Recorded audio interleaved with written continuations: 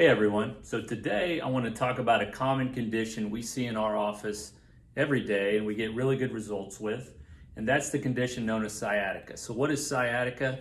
It's named after the nerve that exits the low back and runs down the leg, and when somebody has sciatica, a lot of times they'll have a low back pain that starts in the low back, goes into the glute, down into the hamstring. It can even go all the way to the foot. It can cause tingling, burning, numbness. And this can be caused by a lot of structures in the spine. It can be caused by some tissue that's moved around the joint. Maybe it's a disc herniation or a swollen disc bulge.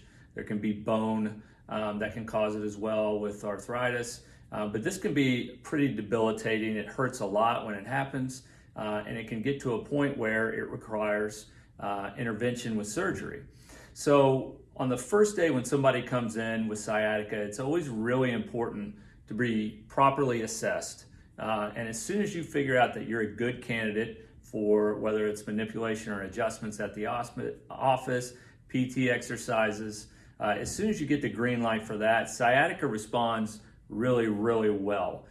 In fact, conservative care is shown to be just as effective as surgery for sciatica. In 2014, they did a study with JMPT, or published in JMPT, where they took 120 people that had failed rounds of PT, massage therapy, lifestyle modification. They hadn't got better to a point where they felt comfortable, so they had them divided into two groups. They took 120 people, 60 people got disc surgery, 60 people got spinal manipulations, which is what we call adjustments. They got spinal manipulations only for a round of treatment. I think it was around 2 months. The other people got the disc surgery, and they monitored the results. Both groups did really well, and what they found was that 6 out of 10 of the people that didn't have surgery that just got spinal manipulation did just as well as the people that got the disc surgery.